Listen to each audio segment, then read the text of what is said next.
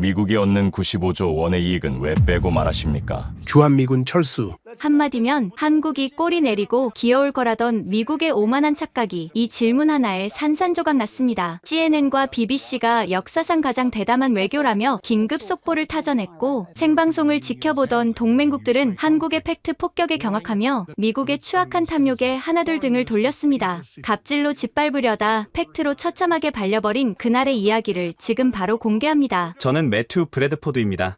미국 국무부 동아시아 방위비 담당관으로 32년째 일하고 있죠. 그날 아침 워싱턴 국무부 7층 극비회의실은 평소와 달랐습니다. 대통령이 직접 화상으로 참여한다는 소식에 모두가 긴장한 표정이었어요. 오전 8시 정각 대형 스크린에 대통령의 얼굴이 나타났습니다. 매튜, 한국에서 얼마나 뽑아낼 수 있나? 첫 마디부터 노골적이었어요. 뽑아낸다는 표현에 순간 당황했지만 이내 침착하게 대답했습니다. 현재 한국은 연간 1조 3천억 원을 부담하고 있습니다. 작년 대비 8% 인상된 금액입니다. 그게 전부야? 우리가 한국을 지켜주는 대가가 고작 그거라고? 대통령의 목소리가 높아졌습니다. 한국은 부자 나라잖아. 삼성, 현대, LG 같은 대기업들이 떼돈을 벌고 있는데 왜 우리가 거저 지켜줘야 하지?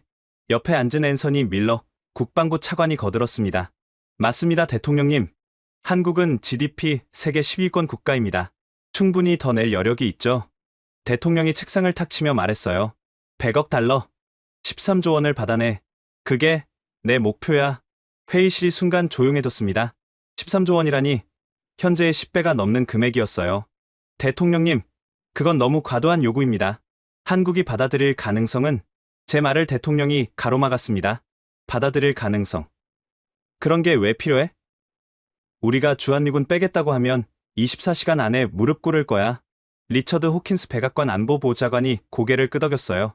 91년부터 지금까지 단 한 번도 실패한 적 없는 카드죠. 주한미군 철수 언급만 해도 한국은 항상 굴복했습니다. 제가 32년간 이 일을 하면서 본 패턴이 떠올랐습니다. 91년 첫 방위비 분담 협상 때 한국은 1,500억 원을 냈어요. 2002년엔 6천억 원으로 올랐고 2019년엔 1조 원을 넘어섰죠. 그때마다 한국은 격렬히 저항했지만 주한미군 감축이나 철수를 언급하면 언제나 물러섰습니다. 맞습니다. 특히 97년 외환위기 때를 기억하시죠? 한국은 우리한테 구제금융을 요청하면서 울고불고 했어요. 그런 나라가 감히 우리 요구를 거부할 수 있겠습니까? 앤서니 차관의 말에 모두가 웃음을 터뜨렸어요. 대통령이 만족스러운 표정으로 말했습니다. 한국은 우리 ATM이야. 현금 인출기 말이야. 필요할 때마다 돈을 뽑아내면 돼. 그 순간 제 마음 한구석이 불편했지만 32년의 경험이 말해주고 있었어요. 한국은 결국 돈을 낼 거라고. 북한 위협을 생각해봐. 김정은이 핵미사일로 위협하는데 한국이 우리 없이 뭘 할 수 있겠어? 호킨스 보좌관의 말이 이어졌습니다. 게다가 중국도 있습니다. 시진핑이 호시탐탐 한반도를 노리고 있는데 주한미군 없으면 한국은 중국의 속국이 될 겁니다. 대통령이 다시 말했어요. 그래, 그거야. 중국 카드도 써. 우리가 없으면 한국은 중국한테 먹힌다고 겁을 줘. 회의실 분위기가 들떠 있었습니다. 13조 원이라는 천문학적 금액을 정말로 받아낼 수 있을 거라는 기대감이 가득했죠. 매튜, 언제 한국 측과 협상을 시작하나? 다음 주 서울에서 1차 협상이 예정되어 있습니다. 좋아. 단도직입적으로 13조 원을 요구해. 협상의 여지는 없어. 13조 원 아니면 철수야. 대통령의 지시는 명확했습니다. 회의가 끝나고 저는 자료를 정리하기 시작했어요. 13조 원이 한국에게 어떤 의미인지 계산해봤습니다. 한국의 연간 교육 예산이 약 90조 원, 복지 예산이 200조 원 정도였어요. 13조 원은 한국 국민 1인당 26만 원, 4인 가족 기준 104만 원에 해당하는 금액이었죠. 한국이 정말 이 돈을 낼 수 있을까? 잠시 의구심이 들었지만 곧 떨쳐냈습니다. 32년의 경험이 저를 확신시켰어요. 한국은 늘 그래왔듯이 결국 굴복할 거라고. 주한미군 없는 한국을 상상할 수 없을 테니까요. 일주일 후 저는 서울행 비행기에 올랐습니다. 가방 속에는 13조 원이라고 적힌 서류가 들어 있었죠. 이번에도 역시 쉽게 끝날 거야. 그때만 해도 저는 앞으로 벌어질 일들을 전혀 예상하지 못했습니다. 한국이 준비한 충격적인 반격을 말이에요. 서울 용산 국방부 청사, 협상 테이블 맞은편에 앉은 박태영 방위비 분담 협상단장의 표정은 담담했습니다. 저는 서류를 꺼내며 단도직입적으로 말했어요. 이번 방위비 분담금은 100억 달러? 한화로 13조 원입니다. 박 단장의 손이 잠시 멈췄습니다. 그리고 천천히 계산기를 꺼내 들었어요. 탁탁탁. 계산기 두드리는 소리만이 회의실에 울렸습니다. 한 번, 두 번, 세 번. 마치 믿기지 않는다는 듯 같은 계산을 반복했죠. 브래드포드 단장님, 제가 잘못 들은 건가요? 13조 원이라고 하셨습니까? 네, 맞습니다. 미국이 한국 방어에 투입하는 실제 비용을 고려한 정당한 금액입니다. 박 단장이 서류를 내려놓으며 말했어요. 13조 원이면 한국 국민 1인당 26만 원입니다. 4인 가족은 104만 원을 내야 합니다. 이게 합리적이라고 생각하십니까? 저는 준비한 답변을 했습니다. 한국의 안보는 돈으로 환산할 수 없는 가치입니다. 북한의 핵위협, 중국의 팽창을 생각해 보십시오. 그럼 묻겠습니다. 13조 원의 구체적인 산출 근거는 무엇입니까? 순간 말문이 막혔습니다. 사실 13조 원은 대통령이 즉흥적으로 정한 숫자였거든요. 미국의 인도태평양 전략 유지 비용, 주한미군 운영비, 첨단무기 배치 비용 등을 종합적으로 구체적인 내역서를 보여주실 수 있습니까? 박 단장의 날카로운 질문에 저는 당황했어요. 그건 군사기밀이라. 군사기밀이면서 13조 원은 요구하시는군요. 박 단장이 노트북을 열었습니다. 화면에 한국 정부 예산 내역이 떠올랐어요. 보십시오. 13조 원은 우리나라 초중고 무상급식 예산 10년치입니다. 전국 어린이집 지원금 15년치고요. 기초생활수급자 지원금 5년치에 해당합니다. 숫자들이 하나하나 나열될 때마다 저는 점점 불편해졌습니다. 이 돈으로 우리는 자체 방공망을 구축할 수 있습니다. KF-21 전투기 200대를 살 수도 있고요. 그런데 왜 이 돈을 방위비로 내야 합니까? 한미동맹은 단순한 거래가 아닙니다. 70년간 함께해온 혈맹. 제 말을 박 단장이 끊었어요. 혈맹이면서 10배 인상을 요구하시는군요. 작년 1조 3천억에서 갑자기 13조 원으로요. 회의실 분위기가 싸늘해졌습니다. 브래드포드 단장님, 우리도 계산을 해봤습니다. 박 단장이 새로운 자료를 꺼냈어요. 한국이 제공하는 미군기지 부지 가치가 연간 5조 원입니다. 카투사 인력 지원이 8천억 원, 각종 세금 면제 혜택이 1조 2천억 원입니다. 이미 우리는 연간 7조 원 이상을 간접 지원하고 있습니다. 제가 몰랐던 숫자들이었어요. 그리고 주한미군 주둔으로 미국이 얻는 이익도 계산했습니다. 중국 견제 효과로 연간 50조 원, 무기 판매, 독점권으로 15조 원, 동북아 영향력 유지로 30조 원, 총 95조 원의 가치를 미국이 누리고 있습니다. 그건 추상적인 계산일 뿐. 추상적이라고요? 그럼 13조 원 요구는 구체적입니까? 박 단장의 목소리가 높아졌어요. 우리 국민들이 이 사실을 알면 어떻게 생각할까요? 연간 95조 원의 이익을 보면서 13조 원을 더 달라고 하는 미국을 어떻게 봐야 할까요? 저는 할 말을 잃었습니다. 32년간 협상을 해왔지만 한국이 이렇게 구체적으로 계산하고 반박한 적은 없었거든요. 일주일 시간을 드리겠습니다. 13조 원의 명확한 근거를 가져오십시오. 그리고 미국이 한국에서 얻는 이익도 공제해 주십시오. 그럼 우리도 검토하겠습니다. 박 단장이 자리에서 일어났어요. 아, 한 가지 더 있습니다. 그가 돌아서며 말했죠. 이번 협상 내용은 모두 국민께 공개할 예정입니다. 13조 원을 요구한 것도, 그 근거가 없다는 것도 말이죠. 그건 외교 관례에 어긋납니다. 국민 세금 13조 원이 걸린 문제를 비밀로 한다는 게 더 이상합니다. 박 단장이 회의실을 나가고 저는 멍하니 앉아 있었어요. 뭔가 잘못되고 있다. 처음으로 불안감이 엄습했습니다. 한국이 예전과 다르다는 걸 뒤늦게 깨달았죠. 호텔로 돌아와 워싱턴에 긴급 보고를 했어요. 한국이 계산을 하기 시작했습니다. 그리고 공개하겠다고 위협합니다. 전화기 너머로 앤서니 차관의 목소리가 들렸어요. 계산. 무슨 계산? 우리가 얻는 이익과 한국의 간접 지원을 다 따지고 있습니다. 구체적인 숫자로요. 잠시 침묵이 흘렀습니다. 상관없어. 어차피 주한미군 카드를 쓰면 게임 끝이야. 하지만 저는 확신할 수 없었어요. 박태영 단장의 눈빛이 계속 떠올랐거든요. 두려움이 아닌 결의에 찬 그 눈빛이 말이죠. 다음날 아침 7시, 침대맡 전화가 요란하게 울렸습니다. 워싱턴에서 걸려온 긴급 전화였어요. 매튜, 지금 한국 뉴스 봤어?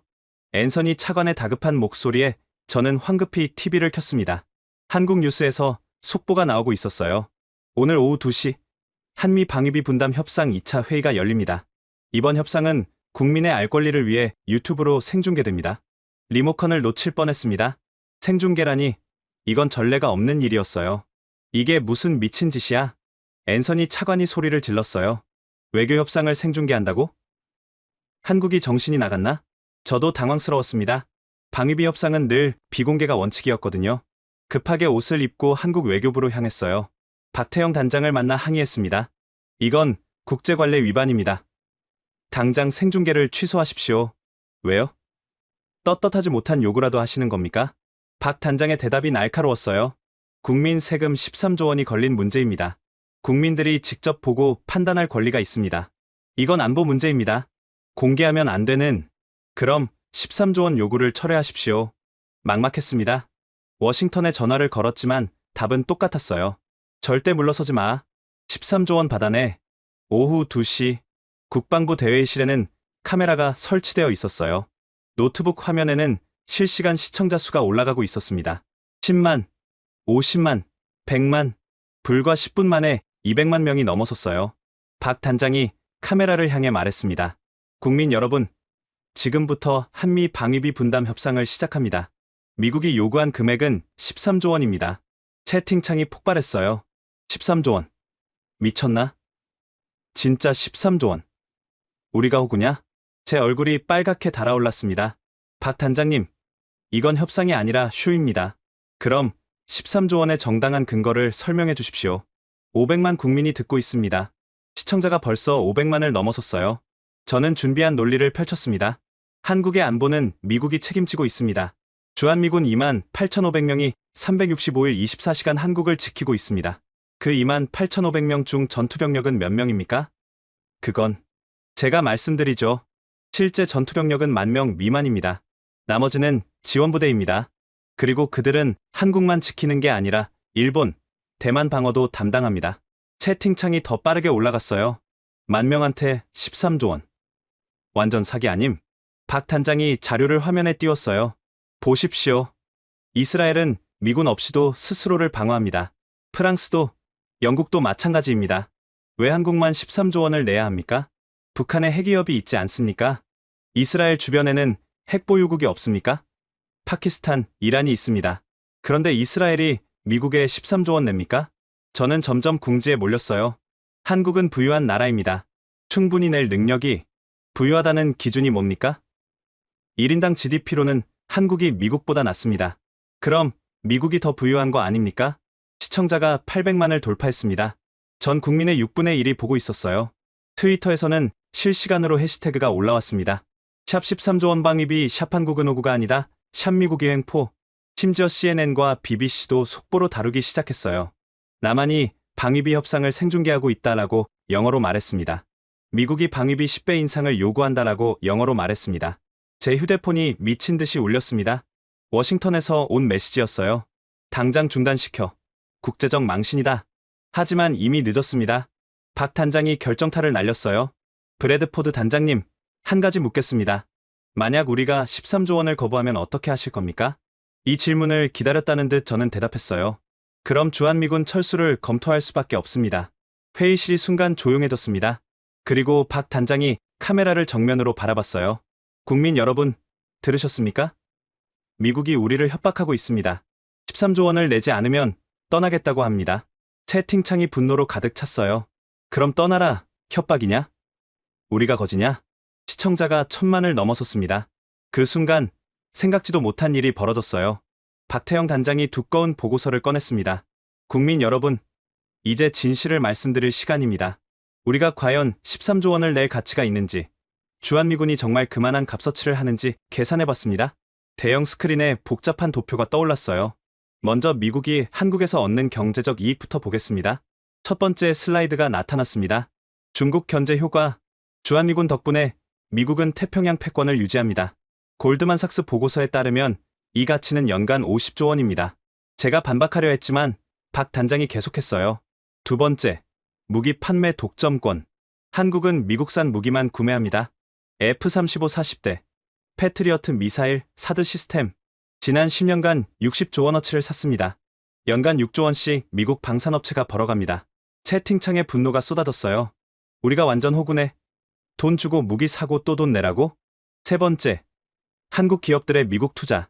삼성 오스틴 공장 20조 원, SK 배터리 공장 15조 원, 현대차 조지아 공장 10조 원. 한국 기업들이 미국에 투자한 돈만 200조 원이 넘습니다. 숫자들이 계속 나열됐어요. 네 번째, 한국의 미군 기지 부지 제공. 서울 용산 한복판, 평택 최고의 땅.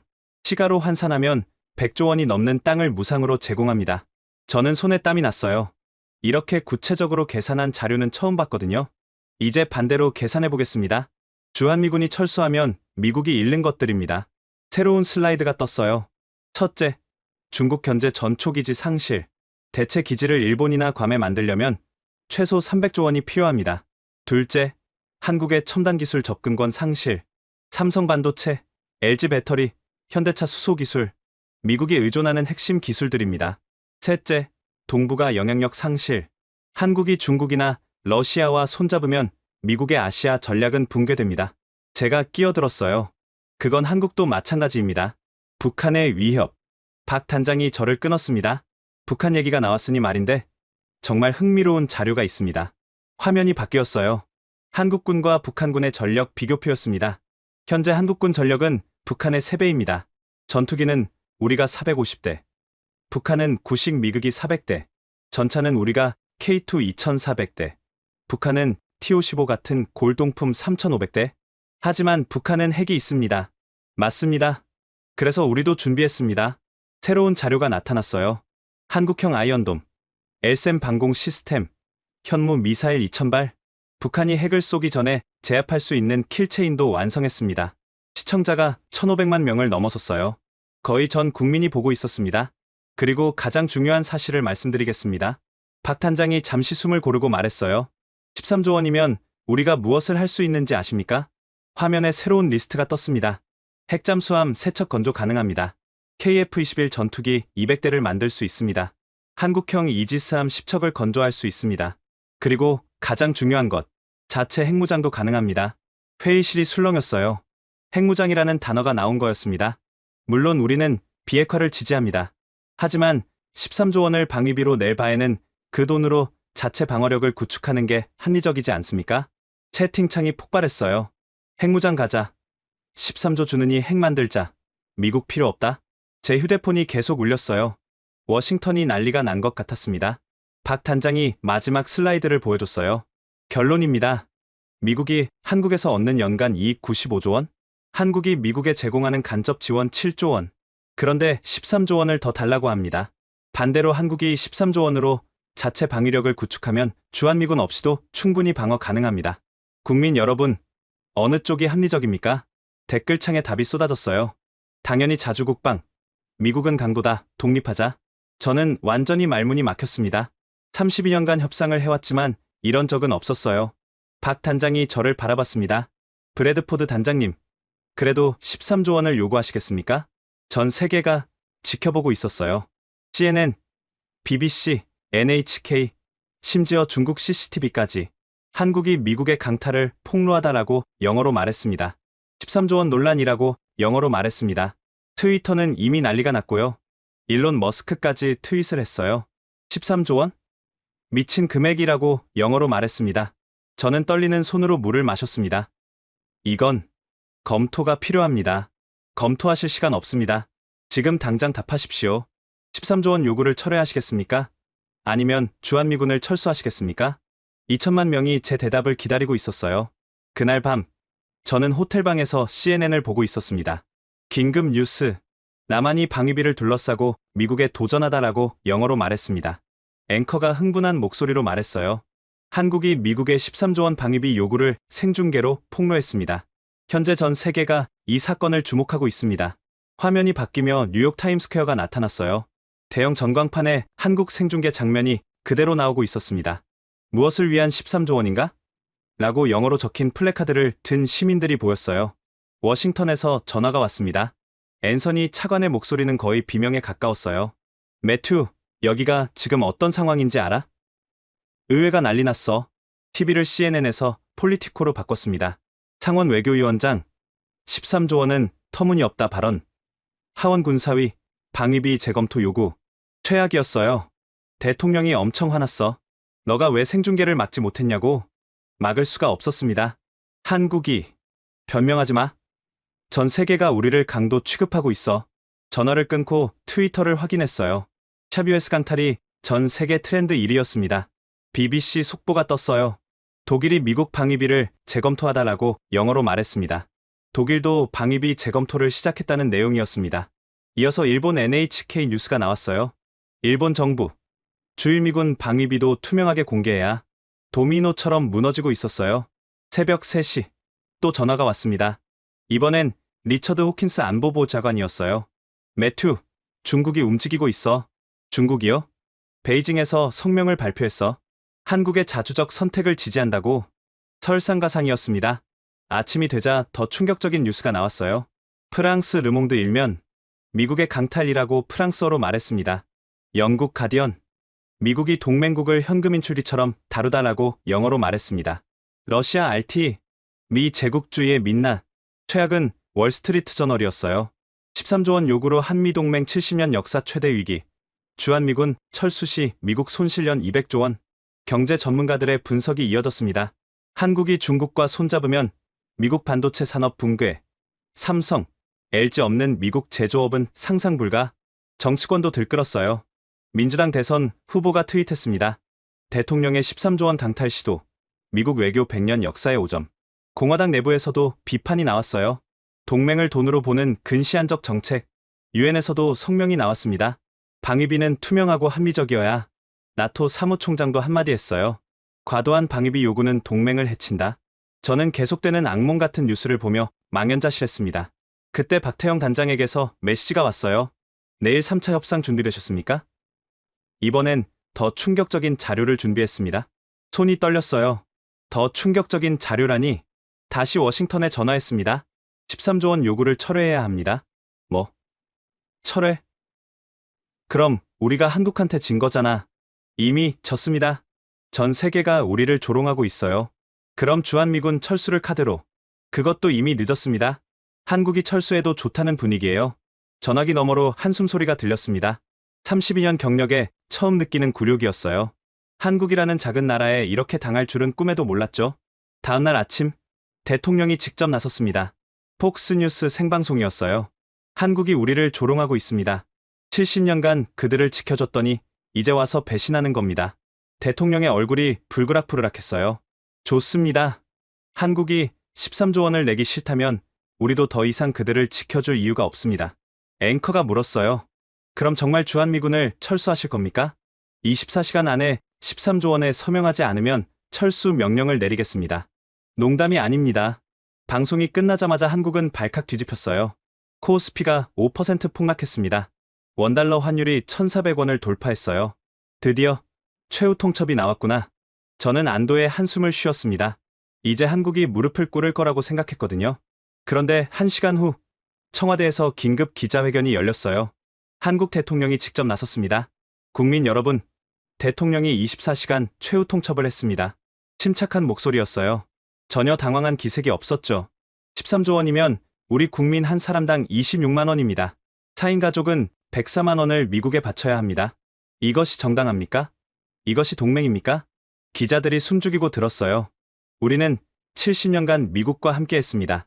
6.25 전쟁도 함께 싸웠고 베트남 전쟁도 함께 갔습니다. 이라크 전쟁, 아프간 전쟁에도 파병했습니다.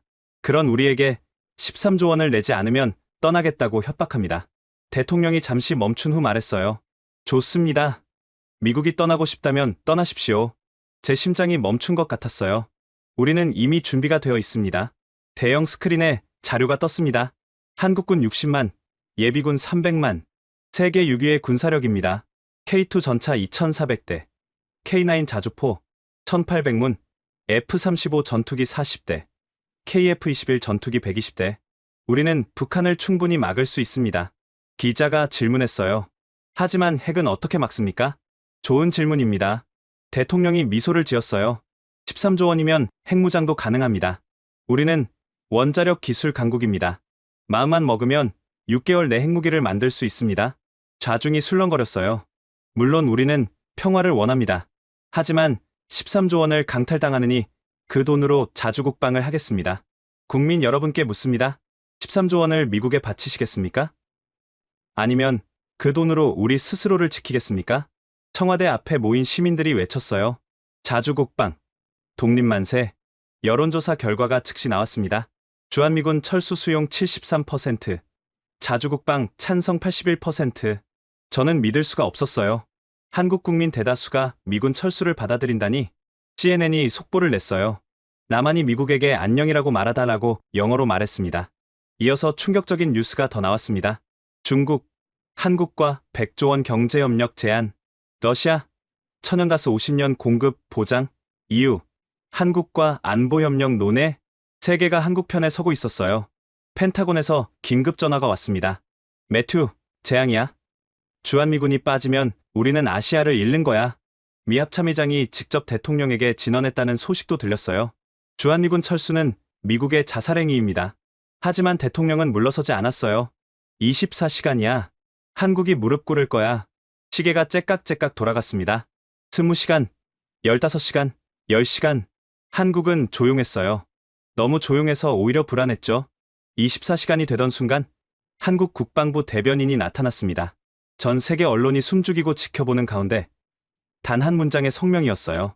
대한민국은 미국의 주한미군 철수 결정을 수용합니다. 펜타곤이 발칵 뒤집혔어요. 뭐라고? 한국이 정말로 수용한다고? 앤서니 차관이 전화로 소리쳤습니다. 이건 블러핑이야. 한국이 버틸 수 없을 거야. 하지만 한국은 이미 움직이고 있었어요. 30분 후 한국 합동참모본부에서 긴급 발표가 있었습니다. 데프콘 3에서 2로 격상합니다. 전 예비군 동원령을 준비합니다. 그 순간부터 대한민국 전역에서 놀라운 일들이 벌어지기 시작했어요. 서울 강남의 한 대기업 임원이 회사 복도에서 군복을 꺼냈습니다. 부장님, 지금 뭐 하시는 겁니까? 예비군 소집 대기 중이야. 회사 일은 부탁해. 하지만 내일 중요한 계약이. 나라가 먼저야. 그는 20년 전 특전사 출신이었어요. 사무실을 나서는 그의 눈빛은 흔들림이 없었습니다. 부산의 한 공장에서는 40대 반장이 작업을 멈췄습니다. 형님, 어디 가세요? 집에 가서 군복 챙겨야지. 나 육군 병장 출신이야. 하지만 생산 일정보다 나라가 급해. 공장 근로자 15명이 함께 작업복을 벗었어요. 모두 예비군이었습니다. 대구의 한 병원 응급실. 30대 의사가 가운을 벗고 있었어요. 선생님, 환자가 기다리고 있어요. 군의관 출신입니다. 소집되면 전방 야전병원으로 가야 해요. 하지만 동료들이 잘 부탁해요. 나라가 부르면 가야죠. 그의 사물함에는 빛바랜 군의관 완장이 보관되어 있었습니다. 제주도의 한 리조트. 35살 호텔리어가 짐을 싸고 있었어요. 매니저님, 다음 주 VIP 예약이. 미안해. 나 해병대 출신이거든. 조국이 부르면 달려가야지. 정말 가시는 겁니까? 해병대는 한번 해병이면 영원한 해병이야. 그는 20년 전 복무했던 포항 해병대 기지를 떠올렸습니다. 이런 장면들이 전국 방방곡곡에서 동시다발적으로 일어났어요. SNS에는 군복 입은 사진들이 폭발적으로 올라오기 시작했습니다. 30대 예비군 대기 중. 조국이 부르면 간다. 사진에는 정장 위에 군복을 걸친 회사원이 보였어요. 40대 아빠입니다. 아들한테 부끄럽지 않은 아버지가 되겠습니다. 두 아들과 함께 찍은 가족 사진이었습니다. 50대지만 아직 뛸 수 있습니다. 6.25 참전 아버지께 배운 대로 하겠습니다. 늙은 군복을 입고 경례하는 모습이었어요. 해시태그가 실시간 트렌드 1위에 올랐습니다. 샤부리가 지킨다. 샵 예비군 출동 샵 대한민국 샵 자주국방. 조회수가 기하급수적으로 올라갔어요. 1000만, 2000만, 3000만. 젊은 20대들도 가만히 있지 않았습니다. 저 아직 군대 안 갔는데요. 지원하면 안 되나요? 병무청 홈페이지가 접속자 폭주로 다운됐어요. 현역 지원 문의가 시간당 10만 건 넘습니다. 서버 증설하세요. 국민들이 기다리고 있어요. 대학교 캠퍼스에서는 학생들이 모이기 시작했습니다. 전쟁 나면 우리도 갈 거야. 맞아. 우리 세대가 나라 지켜야지. 학점. 그런 거 나중에 생각하자. 20대 초반의 눈빛에는 두려움이 아닌 결기가 서려 있었어요. 심지어 제대한 특전사 출신들이 청와대 앞에 모였습니다. 600명이 넘는 인원이었어요. 우리는 대한민국 특전사 출신입니다. 대표로 나온 40대 남성이 말했습니다. 즉시 현역 복귀하겠습니다. 조국이 위기에 처했을 때 가만히 있을 수 없습니다. 그들은 모두 20년에서 30년 전 특전사에서 복무했던 전우들이었어요. 공수특전여단, 해군특수전전단, 200수색대대, 대한민국 최정예 부대 출신들이 자발적으로 모인 것이었습니다. 우리 나이 평균이 45세지만 아직 싸울 수 있습니다. 특전사 훈련은 몸이 기억합니다. 일주일이면 전투 준비 완료됩니다. 국방부는 즉각 이들을 위한 특별 재입대 프로그램을 발표했어요. 전직 특수부대원 긴급 재입대 프로그램을 시작합니다. 일주일간 재훈련 후 즉시 배치됩니다. 계급은 전역 당시 계급으로 복원됩니다. 신청자가 폭주했습니다. 특전사 출신 2,500명, 해병대 수색대 출신 1,800명, 해군 특전대 출신 900명, 총 5,000명이 넘는 전직 특수부대원들이 재입대 신청을 했어요. 여성들도 나섰습니다. 여군 출신입니다. 저도 다시 복무하고 싶습니다. 간호장교 출신입니다. 야전병원이 필요하면 가겠습니다. 통신병 출신입니다. 아직 암호체계 기억합니다. 1200명의 전직 여군이 재입대 신청을 했어요. CNN이 긴급 속보를 냈습니다. 한국에서 전례 없는 애국 열풍이 불고 있다라고 영어로 말했습니다. 화면에는 군복 입고 집결하는 예비군들의 모습이 나왔어요. 300만 예비군이 자발적으로 소집에 응하고 있다라고 영어로 말했습니다. 이는 강제가 아닌 자발적 애국심의 표현이다라고 영어로 말했습니다. BBC도 긴급 생중계를 시작했어요. 놀라운 장면입니다. 한국 전역에서 시민들이 자발적으로 군복을 입고 있습니다라고 영어로 말했습니다. 앵커의 목소리가 떨렸어요. 이것은 정부의 명령이 아닙니다. 시민들 스스로의 선택입니다라고 영어로 말했습니다. 일본 NHK는 도쿄 스튜디오에서 한국 상황을 분석했습니다. 한국의 국민 결속력이 상상을 초월합니다. 일본이라면 가능할까요? 솔직히 자신 없습니다. 한국의 저력을 과소평가했습니다. 중국 CCTV도 놀라움을 감추지 못했어요. 한국 인민의 애국심이 폭발하고 있다. 이것이 진정한 민족 정신이다. 우리도 배워야 할 점이 많다. 1시간 후 청와대에서 대국민 담화가 있었습니다. 한국 대통령이 카메라 앞에 섰어요. 눈가가 붉어져 있었습니다. 국민 여러분, 목이 메었어요. 여러분의 뜨거운 마음을 보며 대통령으로서 눈물이 납니다. 잠시 숨을 고른 후 계속했습니다. 하지만 여러분을 전쟁터로 보내고 싶지 않습니다. 그것이 제 진심입니다. 오늘은 역사적인 날입니다. 우리는 70년 만에 진정한 자주 독립을 선택했습니다. 대통령의 목소리가 차분해졌어요. 지금부터 주한미군 철수 이후의 계획을 말씀드리겠습니다. 하지만 이것은 전쟁 준비가 아닙니다. 평화를 지키기 위한 준비입니다. 첫 번째 슬라이드가 떴어요. 용산 미군기지는 시민공원과 스타트업 단지로 변경됩니다. 상세한 조감도가 공개됐습니다. 서울 한복판 6.4제곱킬로미터가 시민에게 돌아옵니다. 용산 국제업무지구 구글, 애플, 마이크로소프트 유치 확정, 용산 중앙공원 뉴욕 센트럴파크의 2배 규모, 용산 혁신센터 유니콘 기업 100개 육성, 일자리 10만 개 창출, 구체적인 숫자들이 나왔어요. 예상 일자리 창출 50만 개, 연간 경제효과 30조 원, 부동산 가치 상승 200조 원, 서울시 재정 증가 연 5조 원, 시민들이 환호했어요. 청와대 앞 광장을 가득 메운 10만 명의 함성이었습니다. 평택 미군기지는 첨단 산업단지가 됩니다.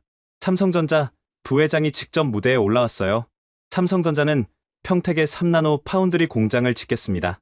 투자액 50조 원, 일자리 3만 개. 이것은 세계 최대 규모의 반도체 생산기지가 될 것입니다. 미국이 필요로 하는 최첨단 반도체를 여기서 생산하겠습니다. 박수가 터져나왔어요. SK 회장도 이어서 발표했습니다. 차세대 배터리 공장을 건설하겠습니다. 투자액 30조 원. 테슬라, BMW, 포드와 계약 완료했습니다. 전기차 혁명의 중심이 대한민국이 될 것입니다. LG 회장도 가세했어요. 바이오 산업 클러스터를 조성하겠습니다. 20조 원 투자. 암 치료제, 알츠하이머 치료제 개발에 집중하겠습니다. 일자리 2만 개 창출. 현대차 회장도 나섰습니다. 수소차 생산기지를 만들겠습니다. 투자액 15조 원. 2030년까지 수소차 100만 대 생산. 대기업들의 총 투자 약속이 100조 원이 넘었어요. 군산, 오산 공군기지는 한국 공군이 완전히 인수합니다. 공군 참모총장이 설명했어요. KF-21 전투기 200대 추가 생산 계약 완료. 무인 전투기 500대 배치 예정. 스텔스 드론 1000대 운용 계획. 레이더 시스템 전면 업그레이드. 북한 전역을 실시간 감시 가능. 기술적 세부사항도 공개됐어요. 인공지능 기반 자동 방어 시스템. 적 미사일 발사 60초 내 자동 요격. 사람 개입 없이 컴퓨터가 판단하고 대응. 군사 전문가들이 놀라워했습니다. 이스라엘 아이언돔을 뛰어넘는 기술입니다. 미국도 아직 완성하지 못한 시스템입니다. 두 번째 슬라이드가 더 충격적이었어요. 주한미군 철수로 절약되는 연간 20조 원으로 다음 사업을 추진합니다. 구체적인 리스트가 나타났어요. 경항공모함 3척 건조 각 3만 톤급, 함재기 40대 탑재, 핵잠수함 5척 건조 3,000톤급 디젤 잠수함, 자체 기술로 개발, 군사정찰위성 10기 발사 해상도 0.3m, 북한 전역 실시간 감시. 레이저 요격 시스템, 구축 북한 미사일 100% 요격 목표, 사이버전 사령부 확대 현 3,000명에서 10,000명으로 증원, 인공지능 전투 시스템 무인 전투 로봇, 드론대 공격 기술, 전자기파, 무기 개발적 전자장비 무력화, 극초음속 미사일 개발 마하 5를 돌파, 중국 본토 사정거리, 국방 전문가가 스튜디오에서 분석했습니다. 이 계획대로라면 3년 내 한국은 일본을 제치고 아시아 2위 군사 강국이 됩니다. 5년 내에는 프랑스, 영국과 대등한 수준에 도달합니다. 10년 후에는 중국을 위협할 수 있는 군사력을 보유하게 됩니다. 그때 놀라운 소식이 전해졌어요. 자주국방 기금 모금 시작 3시간 만에 1조 원 돌파. 국민들이 자발적으로 돈을 모으기 시작한 것이었습니다. 10만 원 기부합니다. 커피 한 달 참겠습니다. 100만 원 기부합니다. 명품 가방 대신 나라에 씁니다. 1,000만 원 기부합니다. 결혼식 수박하게 하겠습니다. 온라인 기부 사이트가 마비됐어요. 동시 접속자 1,000만 명 초과. 서버 증설에도 따라갈 수가 없습니다. 대기업들도 속속 동참했습니다. 삼성 10조 원 기부 결정, 현대차 5조 원 기부, SK 3조 원 기부, LG 3조 원 기부, 롯데 2조 원 기부, 포스코 1조 원 기부. 재벌 총수들이 직접 카메라 앞에 섰어요. 우리 기업들이 성장할 수 있었던 것은 대한민국 덕분입니다. 이제 은혜를 갚을 때입니다. 나라가 위기일 때 기업이 나서지 않으면 누가 나서겠습니까? 중소기업들도 가세했습니다. 직원 100명 회사지만 억 원 기부합니다. 영세 자영업자지만 100만 원 보탭니다. 편의점 사장입니다. 한 달 수익 전액 기부합니다. 연예인들도 대규모로 참여했어요. 방탄소년단 100억 기부, 블랙핑크 50억 기부, 손흥민 30억 기부, 아이유 20억 기부, 봉준호 감독 10억 기부, 류현진 5억 기부. 스포츠 스타들도 줄줄이 나섰습니다. 국가대표 축구팀 전원 기부 참여, 올림픽 메달리스트들 기부 행렬, 프로야구 선수들 한 달 연봉 기부. 일반 시민들의 사연이 더 감동적이었습니다. 월급 200만 원인데 100만 원 기부합니다. 나라 지키는데 쓰세요. 대학생입니다. 알바비 30만 원 전액 기부합니다. 등록금은 내년에 벌겠습니다. 70대 할머니입니다. 노후 자금 1,000만 원 기부합니다. 손주들이 자유로운 나라에서 살았으면 합니다. 암 투병 중입니다. 남은 재산 5,000만 원 기부합니다. 나라가 먼저입니다. 눈물 없이 읽을 수 없는 사연들이었어요. 기부금이 기하급수적으로 늘었습니다. 3시간 만에 1조 원, 6시간 만에 3조 원, 12시간 만에 10조 원, 국민 기부금이 10조 원을 돌파했습니다. 이것은 세계 역사상 최단시간 최대 규모 모금입니다. 기네스북이 즉시 공식 인정을 했어요. 12시간 만에 10조 원 모금, 세계 신기록. 세 번째 슬라이드가 나타났어요. 아시아 다자안보 체제 구축. 한국, 일본, 호주, 인도, 베트남, 싱가포르, 인도네시아, 필리핀이 참여하는 새로운 안보동맹을 제안합니다. 이것은 미국 없는 아시아인들의 자주 안보체제입니다. 각국의 반응이 즉각 나왔어요. 일본 총리가 긴급 기자회견을 열었습니다. 한국의 용기에 깊이 감동받았습니다. 일본도 이 역사적 순간에 동참하겠습니다. 주일미군 의존도를 단계적으로 줄이고 자주국방을 강화하겠습니다. 한국과 군사동맹을 맺을 준비가 되어 있습니다. 호주 총리도 즉각 성명을 발표했어요. 아시아 태평양의 새로운 안보 질서를 환영합니다. 호주는 한국의 든든한 파트너가 되겠습니다. 우리도 자주국방에 투자를 2배로 늘리겠습니다. 인도 총리가 트위터에 올렸습니다. 한국의 리더십을 전폭 지지한다. 쿼드 대신 새로운 체제를 만들자라고 영어로 말했습니다. 인도는 한국과 함께 아시아의 미래를 만들겠다라고 영어로 말했습니다. 베트남, 싱가포르, 인도네시아, 필리핀도 환영 성명을 냈어요. 아세안 전체가 한국 중심의 새 질서를 지지한다. 미국 의존에서 벗어나 자주적 안보를 구축하자. 전 세계가 한국 편에 서고 있었습니다. 그때 중국이 움직였습니다. 시진핑이 직접 텔레비전에 나와 성명을 발표했어요. 한반도 평화와 동북아 안정을 위해 중국은 다음을 보장한다. 첫째, 북한의 남침 시 중국은 절대 개입하지 않는다. 둘째, 한국과 500조 원 규모 경제협력을 즉시 시작한다. 셋째, 한중 자유무역협정을 전면 확대하고 관세를 철폐한다. 넷째, 1대1로의 한국을 최우선 파트너로 초대한다. 다섯째, 사드 문제는 완전히 해결됐다고 선언한다. 구체적인 프로젝트도 발표됐어요. 서울에서 베이징까지 2시간 고속철도 4조 원 투자, 한중해저터널 프로젝트 3조 원 공동 투자, 공동 우주 정거장 건설 2조 원 투자, 인공지능 공동 연구소 1조 원 투자, 양자 컴퓨터 공동 개발, 러시아 푸틴도 즉시 가세했어요. 시베리아 가스관을 한국까지 연결한다. 연간 10조 원어치 천연가스를 30% 할인 공급, 50년 장기 계약 보장, 북극항로 공동 개발 및 독점 사용권 제공, 우주 발사체 기술 전면 이전, 러시아 최첨단 무기 기술 공유, 유럽연합도 긴급 성명을 냈습니다. 한국과 전략적 안보 파트너십을 즉시 체결한다. 나토 플러스 자격을 정식 제안한다. 방산 기술 공동 개발 협정 체결, 5세대 전투기 공동 생산, 유럽 내 한국군 훈련장 제공, 중동 국가들도 러브콜을 보냈어요. 사우디 왕세자가 직접 전화를 걸어왔습니다. 한국과 2천억 달러 투자 협정 체결하고 싶다. 사우디 전역에 한국 기업 우선 입찰권 제공, 석유 안정 공급 50년 보장, UAE도 서둘렀습니다. 한국 방산 제품 전량 구매 약속, 무인 전투기, K9 자주포, 천궁 미사일, 총 계약 규모 100조 원, 이스라엘도 가세했어요. 군사 기술 전면 협력 제안, 아이언돔 기술 공유, 사이버 방어 시스템 공동 개발. 제 머릿속이 완전히 하얘졌어요. 전 세계가 한국 편에 서서 미국을 고립시키고 있었습니다. 한국 증시가 극적으로 반전했어요.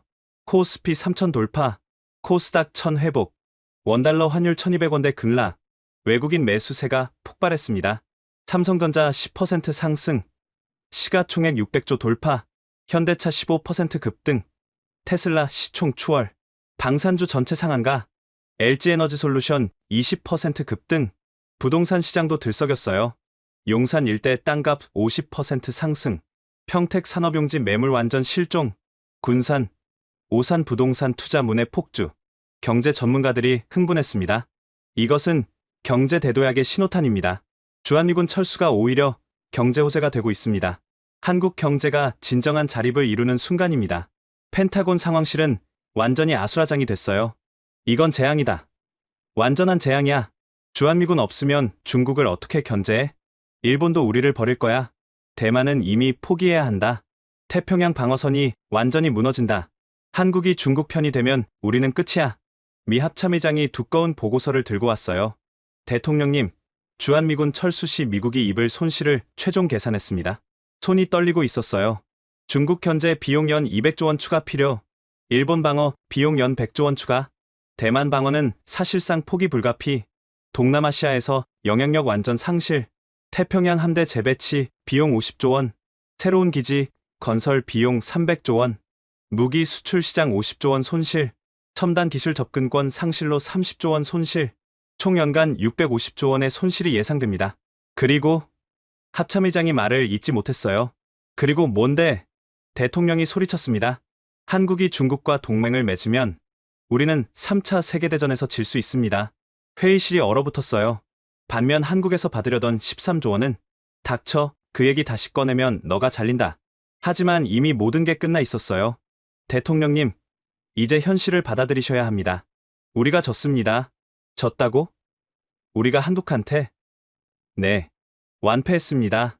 하원 의장이 보고서를 펼쳤어요. 주한미군이 철수하면 우리는 모든 걸 잃습니다. 반대로 한국은 중국, 러시아와 손잡고 새로운 강국이 됩니다. 국방장관도 거들었어요. 펜타곤 시뮬레이션 결과입니다. 한국 없이 중국을 막으려면 연간 500조 원이 필요합니다. 그것도 성공장담 못합니다. 재무장관이 경제 분석을 보여줬어요. 삼성이 중국으로 가면 우리 반도체 산업은 끝입니다. 현대차가 러시아와 손잡으면 테슬라도 위험합니다. 대통령은 책상을 쳤어요. 그럼 어쩌란 말이야. 13조 원 요구를 철회하고 사과하십시오. 모두가 침묵했어요. 대통령이 사과한다는 것, 그것도 한국에게. 하지만 다른 방법이 없었습니다. 다음날 아침, 역사적인 발표가 있었어요. 백악관 대변인이 성명을 읽었습니다.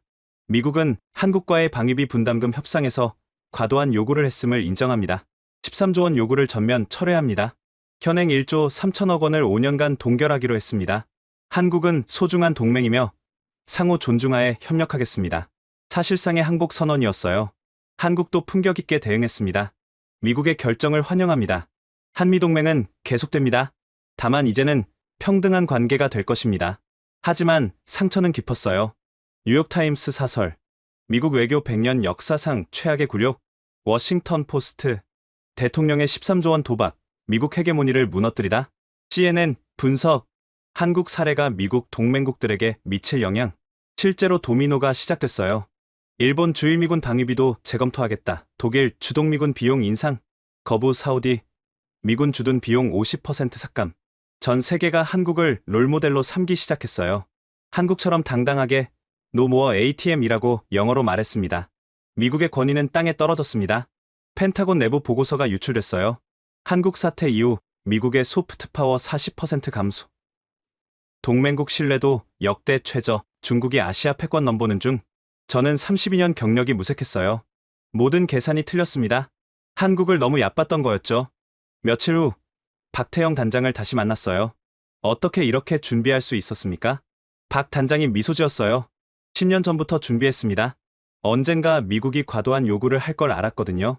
그래서 모든 시나리오를 준비했습니다. 경제적 계산, 군사적 대안, 외교적 카드까지. 한국은 더 이상 90, 50년의 그 나라가 아닙니다. 맞는 말이었어요. GDP 세계 12위, 군사력 세계 6위, 기술력 세계 5위. 한국은 이미 강대국이었는데 우리만 과거에 갇혀 있었던 거였죠. 서울을 떠나는 비행기 안. 저는 창밖을 보며 지난 32년을 돌아봤습니다. 93년, 제가 처음 한국에 왔을 때가 떠올랐어요. 그때 서울은 아직 개발도상국의 모습이었습니다. 김포공항은 작고 낡았고 강남도 지금의 절반 규모였죠. 한국 관료들은 미국 외교관인 저를 극진히 모셨어요. 미스터 브래드포드, 커피 드시겠습니까? 점심은 한식 괜찮으시겠습니까? 그들의 눈에는 미국에 대한 동경과 두려움이 섞여 있었습니다. 방위비 협상도 일방적이었어요. 올해는 20% 인상입니다. 네, 알겠습니다. 국회를 설득해보겠습니다. 항상 그런 식이었죠. 97년 외환위기 때는 더했어요. 한국 재무장관이 울면서 구제금융을 요청했습니다. 제발 도와주십시오. 한국이 망하고 있습니다. 그때 우리는 확신했어요. 한국은 영원히 우리에게 의존할 거라고. 2000년대 들어 한국이 성장하기 시작했지만 우리는 대수롭지 않게 여겼어요. 삼성이 애플과 경쟁한다고? 현대차가 토요타를 위협한다고. K-팝이 빌보드 1위? 일시적 현상이야. 곧 제자리로 돌아올 거야. 우리의 오만이었죠.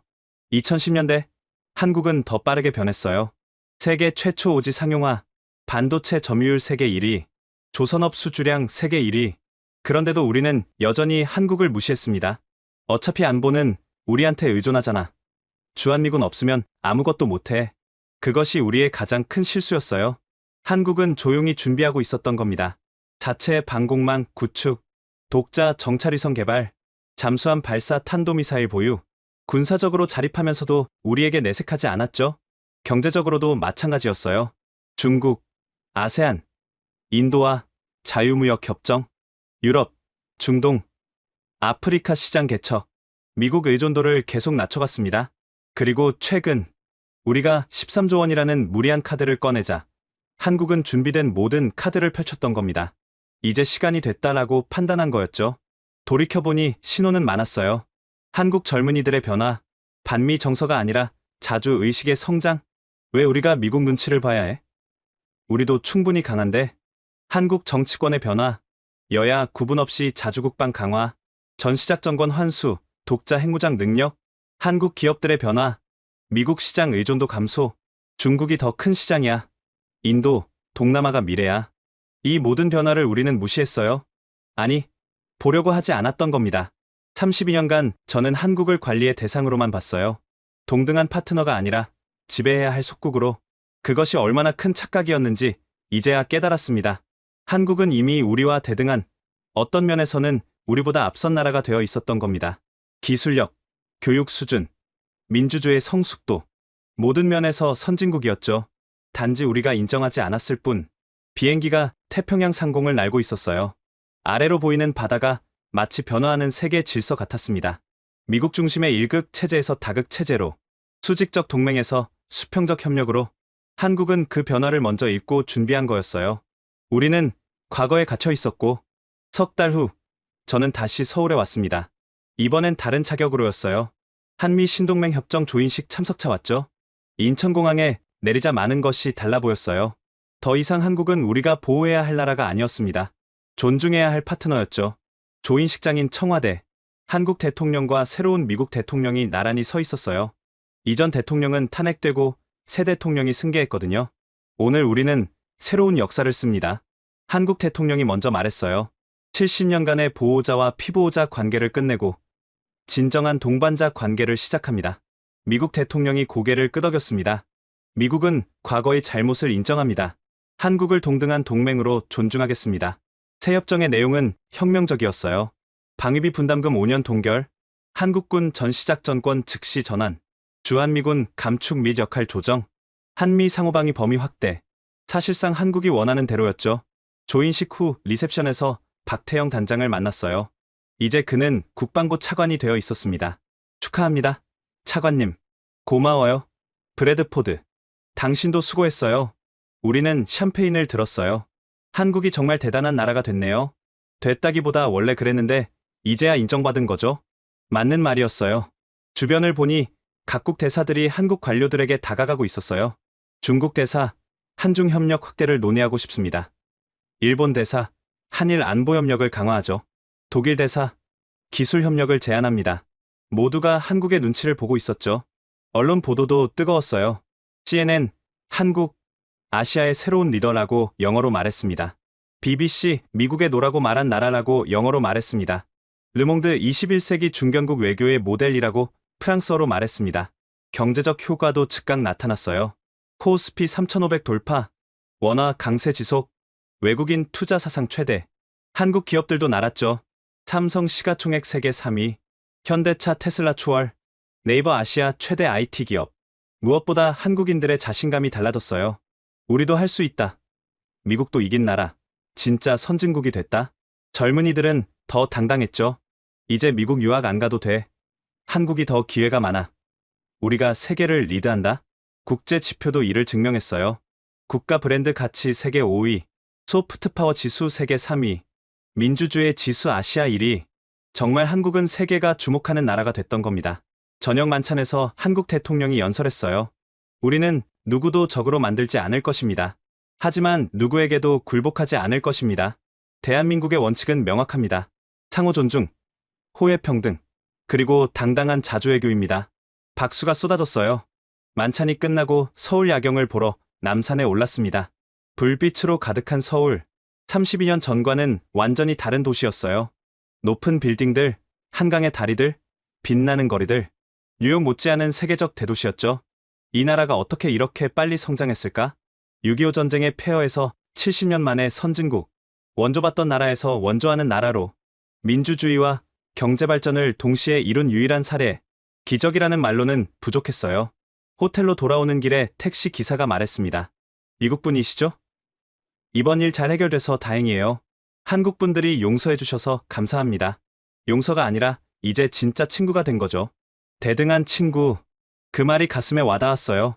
32년간 저는 한국을 지배하려 했지만 이제는 친구가 되는 법을 배워야 했습니다. 지금까지 미국이 13조 원을 요구했다가 완전히 무릎 꿇게 된 충격적인 이야기 어떠셨나요? 70년간 불평등했던 한미 관계가 단 72시간 만에 뒤집힌 역사적 순간이었습니다. 한국이 당당하게 철수하세요라고 말할 수 있었던 건 그동안 조용히 쌓아온 실력이 있었기 때문이겠죠. 이제 우리나라는 누구도 무시할 수 없는 진짜 선진국이 되었습니다. 여러분도 자랑스럽지 않으신가요? 앞으로도 대한민국이 세계를 놀라게 할 이야기들 계속 전해드리겠습니다. 오늘 이 놀라운 이야기가 많은 분들에게 자부심과 희망을 줄 수 있도록 주변 분들께 꼭 공유해주세요. 우리가 얼마나 대단한 나라에 살고 있는지 온 세계에 알려주시기 바랍니다. 지금까지 코리아 원더풀이었습니다.